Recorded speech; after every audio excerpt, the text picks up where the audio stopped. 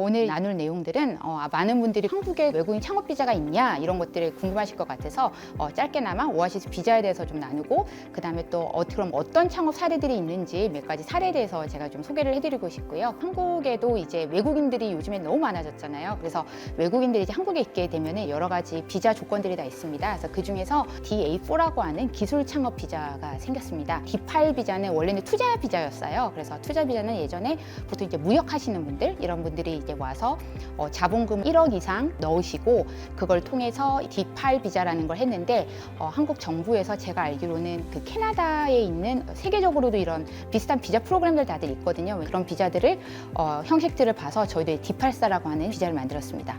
그래서 오아시스는 밑에 있는 대로 Overall Assistance for Startup Immigration System 약자로 되어 있고요. 그래서 저희의 비자는 외국인들 좀 처음에는 이해하기가 좀 어려운데 되게 한국식으로 되어 있어요. 그래서 총 오아시스 1부터 이제 9까지 되어 있고 요 하나하나를 이수를 할 때마다 이제 점수가 있습니다. 포인트가. 그래서 그 포인트들이 다 모아져서 80점 이상이 되면은 오아시스 비자라고 하는 비자가 이제 나오게 되어 있습니다. 그래서 아무래도 한국의 대부분의 외국인들, 많은 외국인들과 외국인 학생들은 실로는 다 지방에 살고 있습니다. 그래서 특히 제가 사는 부산에 정말 외국인 학생들이 많은데요. 그래서 저희가 받은 미션은 수도권이 아닌 지방에서 비자 프로그램을 운영하는 거였습니다. 근데 한국의 오아시스 프로그램의 대부분의 사람들은 실제 창업자들도 있지만 대부분은 예비 창업자, 특히 학생들이 제일 많습니다. 해외 창업 비자 같은 경우 캐나다, 호주, 프랑스 에 되어 있고 프랑스 같은 경우 제가 알기로는 그 스테이션 F라는 곳이 있는데 스테이션 F 같은 경우 입주를 하게 되면 자동적으로 비자가 나오는 걸로 알고 있습니다. 그래서 제가 아는 지인도 한국 여자 청년인데 프랑스에서 창업을 했습니다. 그래서 거기는 그 엔터프레너 비자가 자동적으로 10년이 바로 주더라고요. 근데 한국은 현재 비자가 많이 어렵습니다. 그래서 DA4를 받아도 이제 1년마다 이거를 해야 되고 DA4 받기도 좀 힘들고 처음에 다른 비자 D10-2라고 하는 기다리는 비자를 받게 되면 6개월마다 가야 돼서 지금 많은 외국인들이 좀 많이 어려워하고 있는 부분이기는 합니다. 그래서 외국인 창업 사례는 아주 카테고리가 되지는 않았는데 3개의 사례를 좀 말씀드리려고 합니다. 첫 번째는 학생 창업입니다. 많은 학생들이 특히 아무래도 공대나 이런 좀 기술에 그래도 좀 더 접근성이 높은 사람들이어야 되겠죠. 학생들이 창업을 하는 경우들이 많이 있습니다. 그리고 해외 개발자들은 요즘에 실리콘밸리나 다들 또 사정이 안 좋고 하다 보니까 또 한국을 또 관심 있어 하는 사람들이 또 많이 오기도 하고 근데 한국은 아무래도 처음에 그냥 이렇게 생각 없이 오기에는 접근성이 좋진 않다 보니까 그래서 좀 한국에 지인이 있다거나 하는 개발자들이 와서 창업을 하는 경우들이 요즘에 있습니다. 그리고 오히려 또 K 문화와 관련된 창업들을 많이 합니다. 예를 들어서 저희 대전에서 했었던 프로그램에 되게 기억에 남았던 2명의 참가자들이 있었는데 한 친구는 코로나 동안 자기 와이프가 한국 K 푸드나 K 제품을 너무 좋아해서 자기가 그냥 이코머스 사이트를 하나 만들어줬대요. 만들어줬는데 실제로 이 제품이 너무나 잘 팔리는 거죠. 인도는 이런 법률도 많고 들어갈 수 있는 제품이 공산품밖에 없지만 사진 같은 거 출력해서 팔고 그런 걸 했던 것 같아요. 그래서 너무 잘 팔려서 오히려 이거를 본인이 개발자인데 자기 일을 그만두고 부부가 창업을 하게 돼서 이제 그 친구들이 한국에 들어와서 오아시스 프로그램도 하고 하는데 그 친구들 아기가 6개월이에요. 한국 문화나 그래도 한국에 대한 이해하는 친구들이 좀 와 있는 사례들이 있는데 현실적으로는 창업 사례 수가 크지 않고 많이 왔다가 이제 포기하고 가는 경우 대부분인 현실입니다. 그래서 우리가 이제 외국인 창업 관련했을 때 우리가 어려운 과제들을 했을 때 아무래도 한국은 이제 영어권이 아니다 보니까 언어 소통이 생각보다 제가 봤을 땐 가장 심각한 문제입니다. 그래서 이 친구들이 창업 비자까지 가는 길은 엄청나게 오래 걸리는 길이고요. 그리고 행정 같은 경우도 저도 오래 떠났다가 한국 와서 아직도 HWP 파일이 이제 한글 파일이 다 된 거고 되게 많이 놀랬거든요. 그래서 이런 행정적인 허들에서 오는 것들이 이제 챌린지들이 엄청나고 많은 곳에서 도와주시려고 오픈데스크나 여러 가지 하는데 워낙 시나리오가 너무 많다 보니까 이거를 다 해주기도 그렇고 여러 어려움들이 있습니다.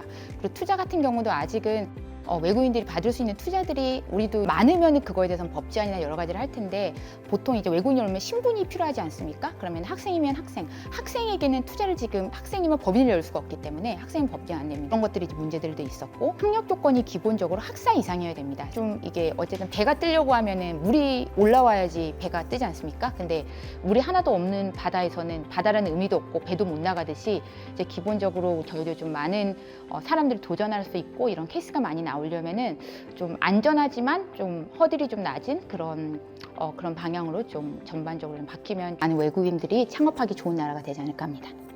대전의 글로벌 생태계를 추구하고 해서 키워야 된다. 그걸 지역 기반으로.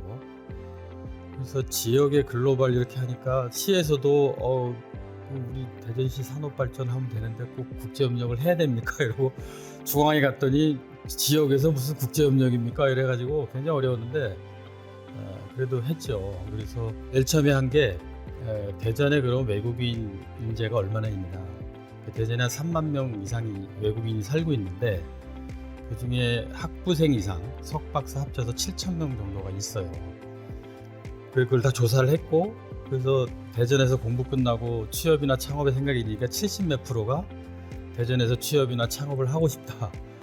그런데 취업이나 창업을 도와줄 프로그램의 생태계가 전혀 없는 거죠.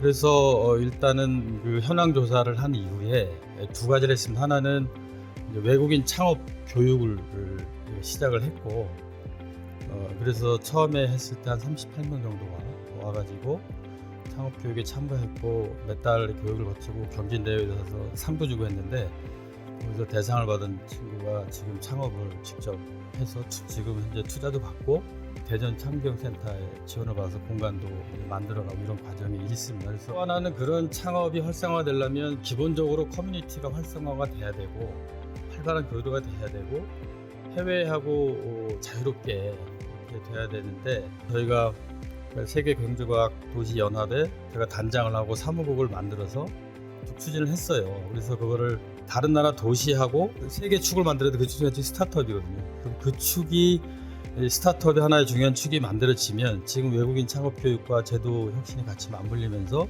외국인의 창업 생태계가 확대되지 않을까 그런 기대를 하고 있고 저는 대덕여개발 특구가 특구인데 여기는 적어도 국가 전체적으로 어렵다면 특구를 몇 개 만들어서 여기는 외국인이 와서 자유롭게 창업하고 취업하고 투자하는 그런 생태계나 정조 환경을 만들어줘야 되거든요.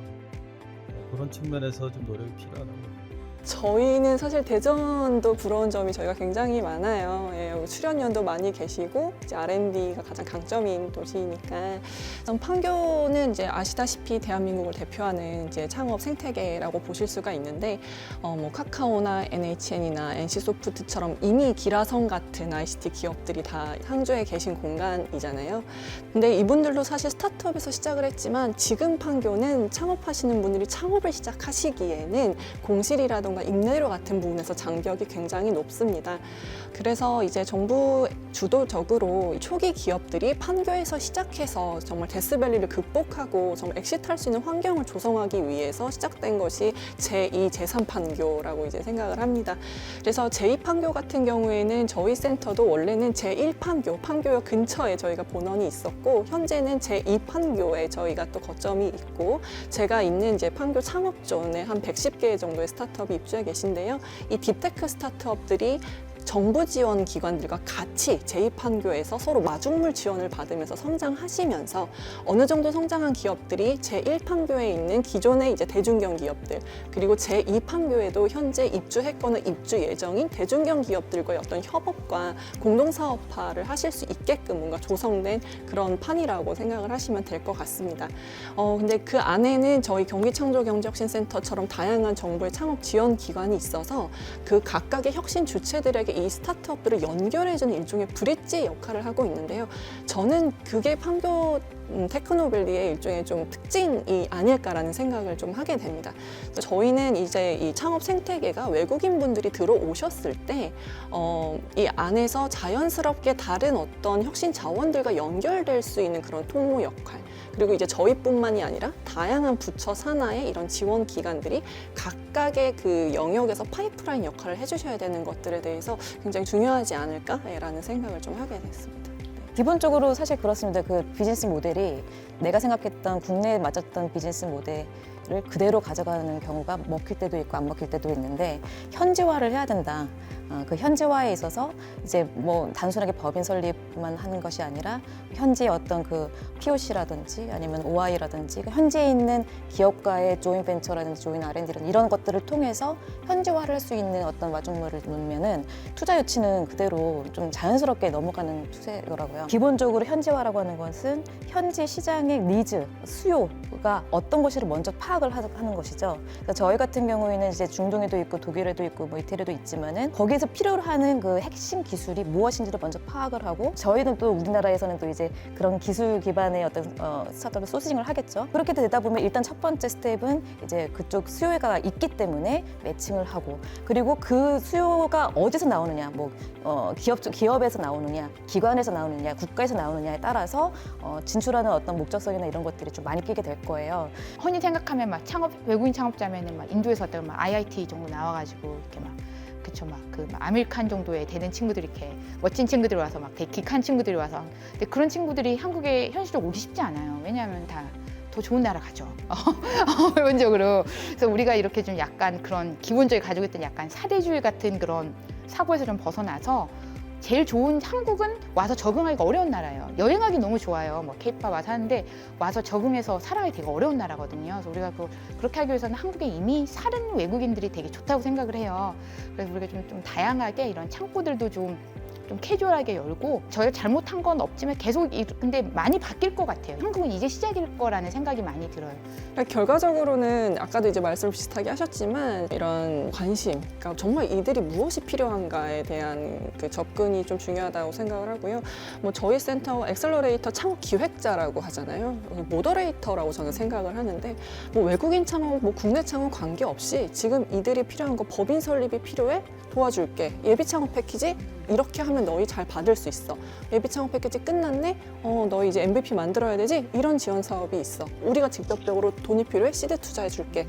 이런 기업에 뭔가 너희가 이런 만나야 된다는 니즈가 있어? 만나게 해줄게라고 하는 이제 이런 플레이어들이 이런 뭐 특구나 아니면 판교 밸리든 어떤 안에 많이 이런 주체들이 참여하고 있다면 그게 이제 외국인 창업가들이 하고 싶은 의사와 어떤 뭐랄까요 이런 마음이 있으신 분들이 들어오셨을 때 자연스럽게 그 안에 그 어떤 플로우를 타고 엑시까지 가실 수 있는 그런 그림이 그려지지 않을까. 그래서 그런 점에서 여기 계신 모든 분들의 역할이 굉장히 중요하다고 생각을 합니다. 진짜 좋은 말씀하신 게 뭐냐면 일단은 좀 오픈 마인드. 그러니까 우리도 이제 좀 관심을 가지고 주위에 스타트업이라든지 아니면 그냥 유학생이라도 관심 있게 봐주고 그리고 이제 해외 스타트업뿐만이 아니라 우리나라 스타트업들까지 다 포함되는 건데 스타트업들의 가장 큰 미덕이라고 그래야 될까요? 해야 될 것은 뭐냐면 네트워킹이라고 생각을 합니다. 그래서 우리들이 다양한 어떤 위치에 있는 플레이어들로서 이런 네트워킹의 장을 우리가 먼저 좀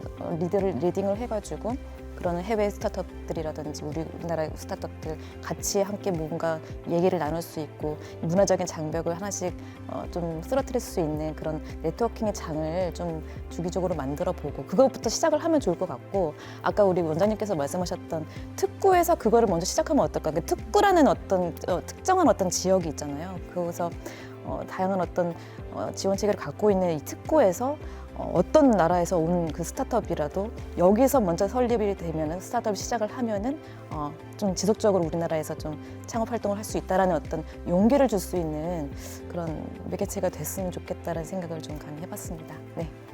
저도 한 말씀 드리면 이제 기술 창업이 핵심 화두고 기술 기반의 스타트업 트렌드나 양상을 보면 기존에 우리가 구별했잖아요. 이런 여기는 무슨 산업, 여기는 무슨 업종 이렇게 했는데 글로벌 스타트업들 보면 그 경계에서 막 생겨요. 그래서 남들이 안 해본 새로운 영역을 만드는데 기존에 우리가 구별해 놓은 그 바운더리를 깨는 거죠.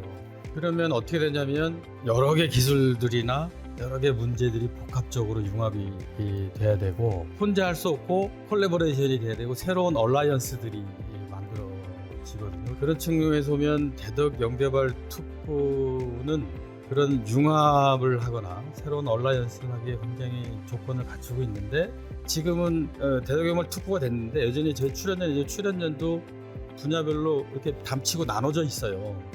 이걸 다 깨가지고 여기에 왔는데 바이오가 기술이 필요하면 연결해주고 화학이 필요하면 연결해주고 IT 필요하면 연결해주고 최근의 트렌드는 그린하고 디지털라이제이션이잖아요. 이게 다 융합인데 그럼 저희 가면은 굉장히 많은 출연연과 대학들이 붙어서 같이 융합이 될 수 있다는 거. 그러면 어떻게 되냐면 지역에 있는 대학이나 출연연도 그 방향으로 움직여줘야 되거든요. 거기에 외국인 창업을 한 틀에 넣어서 같이 고민해 보면 저는 대덕 특구에 있는 대학이나 출연연도 새로운 글로벌 전략들이 만들어진다는 거죠. 그런 측면의 노력들이 이 특구나 대전에서 되고 또 이렇게 국내외적으로 활동하시는 분들을 자꾸 모셔가지고 다양한 노력들이 되면 새로운 촉매 역할이 되지 않을까 그런 기대를 해봅니다.